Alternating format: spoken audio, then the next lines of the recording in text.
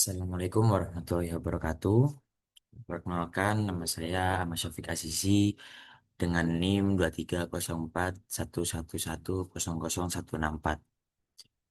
Di sini saya akan mempresentasikan tugas akhir saya, yang mana tugas akhir pada mata kuliah penambangan data yang diampu oleh eh, Bap- Bapak Bapak Cucun Feriangkoso.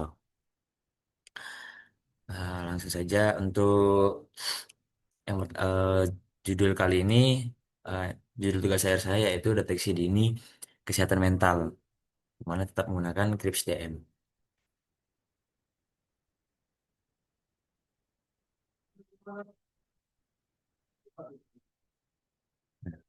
Jadi apa sih KRIPS DM itu?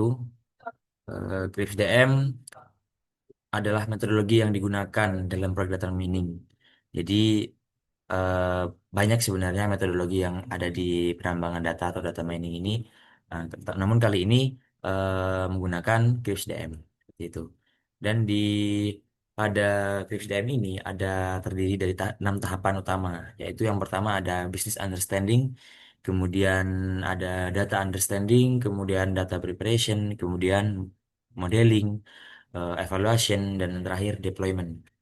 Nah, lanjut. Nah, masuk ke tahapan pertama, yaitu business understanding. Jadi, apa sih sebenarnya business understanding itu?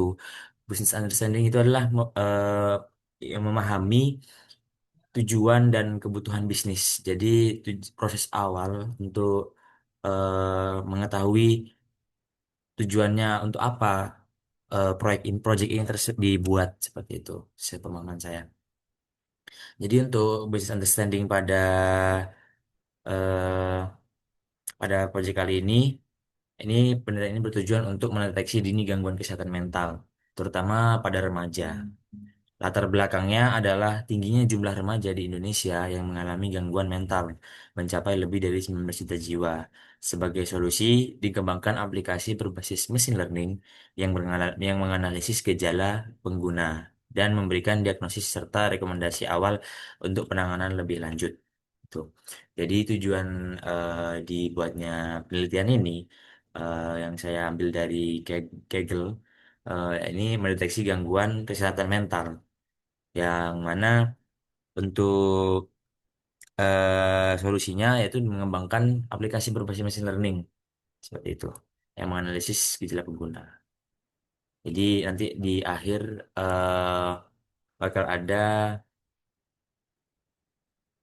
apa namanya, untuk di datasetnya itu nanti ada yang eh, bagian kolom disorder yang mana nanti akan ada mereka terkena gangguan apa gitu. Ada anxiety atau apapun itu nanti.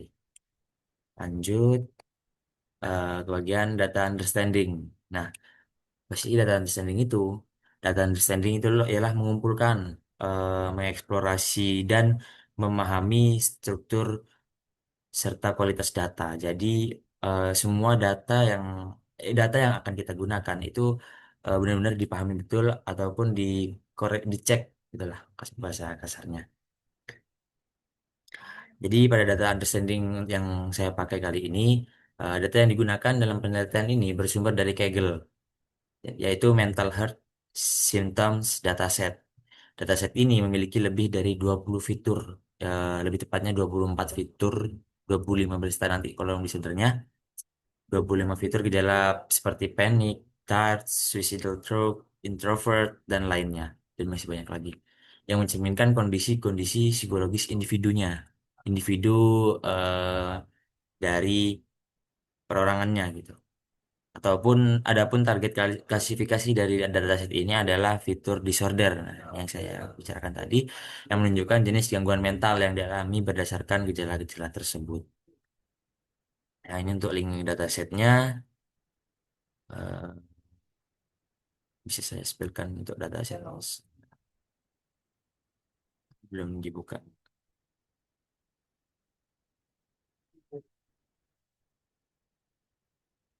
Ini untuk datasetnya yang akan kita gunakan. terdiri dari 20 tuh.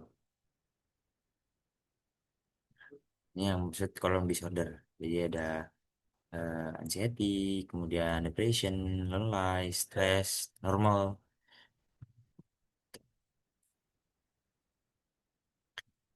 Kita kembali lagi ke sini.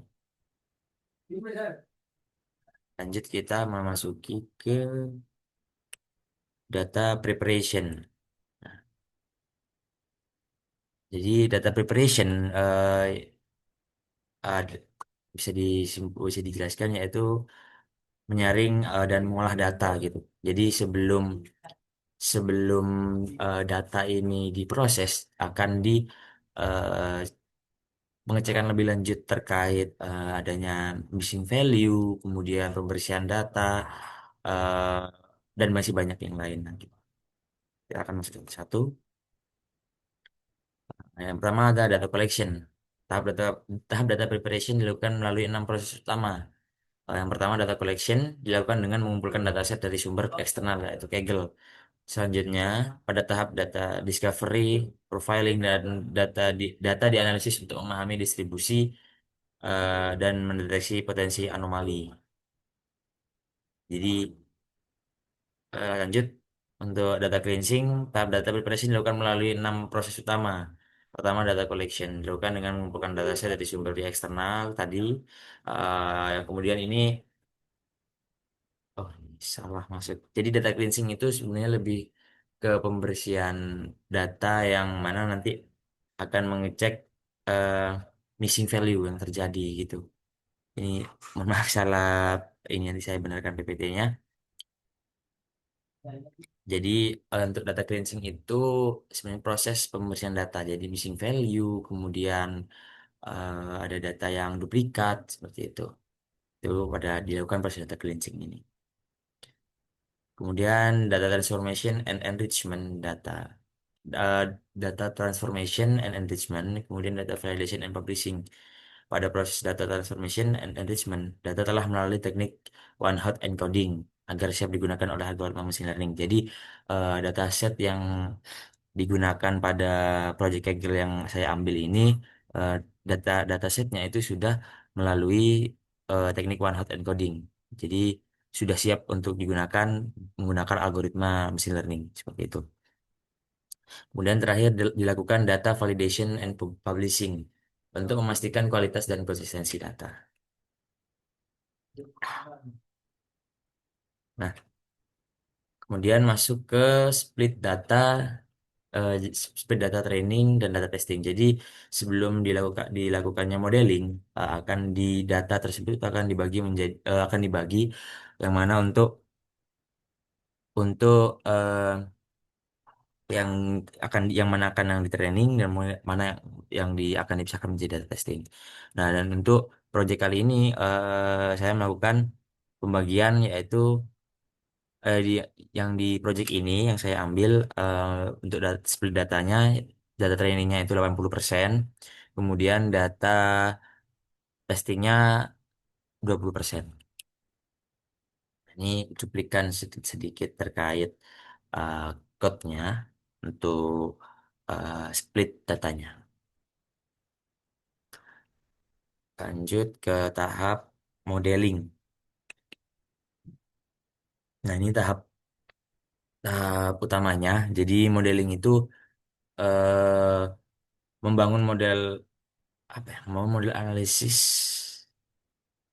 mau analisis dengan ya intinya tahap modeling ini eh, tahap pengujian lah, tahap semua algoritma. Jadi ditetapkan kayak ini ada algoritma. Jadi kita pakai algoritma decision tree, random forest, ke KNN, logistic regression, kemudian net bias. Jadi semua data tadi itu dilakukan pengujian menggunakan algoritma-algoritma yang kita pakai ini. Kemudian nanti akan muncul kita akan mencari akurasi pada algoritma mana, pada metode algoritma yang digunakan ini, yang mana yang akan paling tinggi untuk hasil akurasinya seperti itu. Nah, ini untuk sedikit cuplikan dari code-nya. Nah, untuk selanjutnya tahap evaluasi. Jadi setelah proses modeling dilakukan tahap evaluasi terhadap performa masing-masing algoritma. Itu tadi yang saya bilang menggunakan teknik cross validation. Nah, hasil evaluasi menunjukkan bahwa algoritma decision tree, algoritma decision tree yaitu memberikan akurasi tertinggi. Jadi sekitar 97%,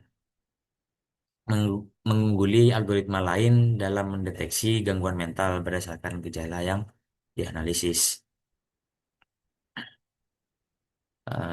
Lanjut ke ini cuplikan sedikit terkait code-nya untuk proses evaluasi. Nah, jadi data ini dilatih seperti itu untuk proses setelah proses modeling, kemudian untuk diuji datanya itu, diuji kembali seperti itu. Nah, untuk kesimpulan dan deployment. Kesimpulannya, berdasarkan hasil analisis dan evaluasi model, menunjukkan performa yang baik dengan tingkat akurasi sebesar 97%. Model juga mampu memberikan prediksi yang akurat dalam skenario pengujian. Jadi, pada klasifikasi kesehatan mental ini, di pada model apa namanya pada model ini tuh untuk algoritma decision tree em, dan hasil akhirnya akurasinya itu 97%. Kemudian deployment. Nah, jadi deployment ini kan pengimplementasian eh, yang kita ini tadi mulai dari yang Crisp DM ini kita implementasikan kemana untuk data miningnya ini prosesnya ini. Eh, jadi untuk deploymentnya untuk mendukung penerapannya dalam aplikasi nyata. Nah, ini kan jadi penerapan implementasi. Jadi implementasi diterapkan ke dunia nyata. Model berhasil dikonversi ke format TensorFlow Lite atau TF-Lite sehingga memudahkan integrasi ke dalam platform berbasis perangkat mobile atau web seperti itu. Untuk mungkin cukup sekian dari saya. Kurang lebihnya mohon maaf. Eh, Assalamualaikum warahmatullahi wabarakatuh. Terima kasih.